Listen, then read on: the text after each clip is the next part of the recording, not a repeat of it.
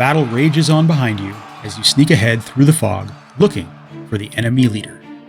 If you can find and kill him, not only will it end the war, but it will gain you fame as a great samurai, a prize worth the risk. You emerge from the trees into a clearing. You're sure that this is where their leader should be. But instead, you encounter one of the Lord's retainers. It's too late to go around, as the enemy samurai has seen you. It is coming forward. You raise your own blade and rush forward to meet your foe. Each of your blows is deftly turned aside, and you feel lines of fire across your arm, shoulder, and leg, as each of the enemy's blows finds soft flesh. Your clothes become damp with blood as you finally fall back, sword hand limp and empty. Onamusha, you fight like the devil. I am honored to have lost to you and not some lesser warrior. Before you strike me down, show me the face of my killer. The victor obliges you and removes their helmet, and you are astonished at what you see. The face of a beautiful woman with hard, dark eyes staring down at you. You are so stunned that you don't even notice the sword she's swinging at your neck. Welcome to Rogue Records, where we invite you to sit back, relax, don't lose your head, and hear the true tale of the Rindo Flower Samurai. The sun has set over Kyoto Palace, both literally and figuratively, as an emperor's regime comes to a sudden and unexpected end. Emperor Konoe, the youngest son of the former Emperor Toba, has died at the tender age of 17. His family mourns for his loss, but there is tension in the air. You see, Emperor Toba had two other sons, and one of them will now have to ascend to the throne. But which one? There were two candidates that had enough backing from the noble houses to achieve this goal. Sutoku, who had been emperor prior to abdicating to his baby brother at his father's behest, and Go Shirakawa, the younger brother, whose name literally translates as the later Shirakawa, as he was named after his great-grandfather. And each brother had the backing of one of the great warrior clans. The Taira clan, whose sigil is the swallowtail butterfly, and the Minamoto, whose sigil is the blue Rindo flower. Sutoku had the backing of the Minamoto clan through their current clan head Tamayoshi Minamoto, as well as his son Yoshikata Minamoto, who had been the head of the Imperial Guard under Emperor Konoe. While Go Shirakawa had the backing of the Taira clan through their head Kiyomori Taira, and, believe it or not, Yoshitomo Minamoto. Yes, you heard that right. Yoshitomo was actually Tamayoshi's other son. That's right, father versus son at the end of a sword. That's what I call teenage rebellion. And you get upset when your kids talk back over dinner. The clans went to war to support their chosen emperor in a conflict that lasted for nearly 2 years, until it culminated in the Hogen Rebellion in 1156. When the smoke cleared, it was Go Shirakawa and his forces that emerged victorious, and both Tamayoshi and Yoshikata were slain. When word reached the Minamoto that their clan had failed, many of the clan members went into hiding to avoid the wrath of the new emperor, leaving behind homes to get to safety, including one young woman and a 1-year-old baby boy named Yoshinaka, who was Yoshikata's son. They fled east into Shinano province, just ahead of the headsman's blade. The family is taken in to a samurai household in the countryside, where little Yoshinaka is nurtured, not only by his mother, but also by a commoner wet nurse, alongside her own daughter, a baby girl that history remembers by the name Tomoa Gozen. It has been 4 years since Go Shirakawa defeated his brother's forces and ascended to the throne. In that time, he has cemented his hold on power, with the ongoing help of the Taira clan. Their assistance during the Hogen Rebellion has left Kiyomori Taira a rising star within the court. He has become the Emperor's strong right hand. His competence and strength are matched only by his ambition. Time passes in Shinano Province, and children do what they do best: grow up. And they do so in a beautiful place where they can run and play. Hey Yoshi, look at those pretty flowers over there. Aren't they beautiful? Oh, those are Rindo flowers. Why do you sound sad? Those flowers are the symbol of my father's clan. They're the ones who killed him. Oh no, why? His own brother wanted to be in charge of the clan, so he got rid of Dad and Granddad. Isn't that crazy? You can't trust your own brother. Who can you trust? Me, Yoshi. You can trust me. Thanks, Tomoe. The kids had grown close through many days of play and exploring together. But it is also a samurai household, so they learn a few other things as well. Yoshinaka is learning the ways of war. He is learning the way of the bow and arrow, how to draw fast and aim true. And of course, he learns the way of the sword. The parry and thrust, the slash and strike is built in as muscle memory as he gains in skill. As does Tomoe, who is also training alongside Yoshinaka. And as good as he gets, she is better. Time passes in the capital as well, and Kiyomori has been named Daijo Daijin, or Grand Minister of State, a position whose only superior is the Emperor himself. Such a powerful position has a lot of responsibilities, one of the most important of which is staffing government positions to ensure that it runs efficiently and effectively. So Kiyomori would need to find the most capable and responsible people to fill those roles. And can you believe the luck? All the best people for the jobs were also members of the Taira clan. So Kiyomori began stacking key positions with his own lackeys. But Kiyomori wasn't satisfied with just having his clan run the government. He wanted his clan to be the government. So he also began marrying all of his daughters into the imperial family, so that at least one of his grandchildren could be emperor someday. 17 years have passed since Yoshinaka first came to Shinano, and he has become a man, and Tomoe has become a woman. The closeness that Yoshinaka and Tomoe have shared their whole life has grown into something more. At 18 years old, they have now begun a different kind of exploration together: love. But he is a member of the prominent Minamoto family and will be expected to marry for political advantage, while Tomoe is a commoner, so they can never wed. But at night, together under the stars, they don't care. They can make their pledges here, where no one will know.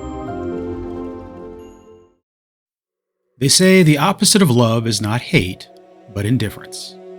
And it was in an indifferent and callous manner that Kiyomori finally took over Japan. There was no passionate struggle of battle or hateful assassination. There was only the cold and bureaucratic reality. He began by purging the government of the last few remaining positions that weren't already populated by his clansmen. You men, you have served the Emperor well, and I thank you for that service. But your aid is no longer required. Return to your homes and rest with honor. Despite his conciliatory words, his intent was clear, and the last vestiges of Go Shirakawa's government left the palace, leaving the emperor himself without allies. Officially, his grandson was named emperor. Remember all that daughter marrying into the royal family he had done? Yeah, that. But let's not kid ourselves. Kiyomori was now emperor of Japan. Go Shirakawa's allies called for the other clans to rise up against the Taira and free the true emperor. Among those that heeded the call were the Taira's old rivals, the Minamoto clan. Word of the situation reached Shinano and left Yoshinaka with a difficult decision. His clan had already killed his father and grandfather, and he wasn't sure how much loyalty he felt to them. but he also desired more from his life than to be a rural warrior dealing with local issues. You know that my father was a man of great honor. He was captain of the Imperial Guard. But that honor was stolen by the Tyra and his own traitorous brother. If I join the fight, I may be able to recapture some of that honor that was taken from him, gain a name for myself worthy of being his son. You might. You might also die on the battlefield. Would I rather die for honor or live a long life in obscurity? Forgotten Minamoto, who never amounted to anything. I don't want to leave you, my love. I cannot allow my love for you to turn me into someone that I hate. You won't have to leave me if I fight by your side. My heart is already yours. Now my sword will be as well. And so the two warriors prepared for war. Yoshinaka was glad to have Tomoe by his side. Not only did he love her, but he also knew that her skills as a warrior were unmatched. This marked Yoshinaka and Tomoe's entry into the larger conflict that would become known as the Genpei War. So Yoshinaka and Tomoe began raising an army against the Taira in Shinano, under the Rindo flower banner. Unsurprisingly, all of the other clans hated the Taira as well, since they had been hoarding power for themselves and shutting out all other families. It was shockingly easy to raise a sizable force very quickly, and in just a few months, Shinano was completely under Yoshinaka's control, and they were ready to launch their first assault on Taira territory, in Ichigo. They assaulted the Taira-controlled towns in Ichigo. The campaign lasted for months, and Yoshinaka proved himself to be a great battlefield general. His forces rolled over the Taira quickly, pacifying the region. And Tomoe proved her martial prowess, taking more than 7 enemy samurai in a single battle. She developed a reputation as the most feared samurai under Yoshinaka's command. Her obvious skill in battle, demonstrated throughout the campaign, earned her the respect of their forces. It was during this campaign that Yoshinaka named her a commander and put as many as 1,000 men under her direct command. With the Taira routed in both Shinano and Ichigo under Yoshinaka's Rindo flower banner, there was a new issue to be faced. The current head of the Minamoto clan and the son of the man responsible for Yoshinaka's father's death. Yoritomo Minamoto had succeeded his father, Yoshitomo, as head of the Minamoto clan. And while he was impressed by Yoshinaka's success in battle, he did not trust his recently returned from exile cousin at all. Not only because of their father's murderous history, but also because Yoshinaka had developed a reputation as an effective leader, which also made him a threat to Yoritomo's position as clan head. You have done well for yourself, cousin. Both Shinano and Ichigo are free of the Taira dogs, but they still control the palace and the emperor. I am gathering forces to smash them once and for all, and want you to help in the final assault when the time comes. But I need to know that your loyalty lies with your clan. Is that the clan that killed my father and grandfather? Don't be so naive, cousin. My father was a realist. We could not have defeated the Taira and their allies back then. And if we had followed our grandfather's wishes, the clan would have been destroyed. If you are to achieve revenge for your father, it will only be because mine made it possible by doing what was necessary for the clan. I will need your assurance that you will support the clan when we call upon you. You have my word, cousin. Excellent. As a sign of your agreement and our familial ties, I will host your son in my household. It will be good for him to grow up with other children his own age. Yoshinaka did not trust his cousin either. This man, who only had his position because of his father's treachery, would betray him at the first opportunity. But it occurred to him that if treachery had secured leadership of the clan before, it could do so again. He would just need to beat Yoritomo to Kyoto and free the emperor himself. So as soon as Yoritomo was gone, they set out for Kyoto in a life-or-death race to drive the Taira from the palace and liberate Go Shirakawa. They had planned to follow the road near the western coast of Japan as they headed from Ichigo down to Kyoto, but they ran into trouble at Kurakara Pass. A large Taira force was headed through the pass coming towards Yoshinaka's troops. The Taira force was much larger than his own, and in a straight fight they would be wiped out. But Sun Tzu once said, "All war is based on deception," a quote that Yoshinaka must have been familiar with because he started lying for all he was worth. His first lie was to have every banner they had raised above each soldier, which was way more than was practical when marching to war. But it did give the impression, at least from far away, that his force was 2 to 3 times bigger than it was. His hope was to cause the Taira to delay and not come charging ahead to crush him. And his first lie worked. The Taira stopped. His second lie was to conceal the bulk of his forces behind a hill and then split them in two, sending half under Tomoe's command to circle around behind the Taira, while Yoshinaka kept their attention on him. For his third lie, he took a smaller force directly up to the Taira army to have individual samurai challenge the Taira champions to duels, which the Taira stupidly accepted. First one duel, then another, and another, until night fell on both armies.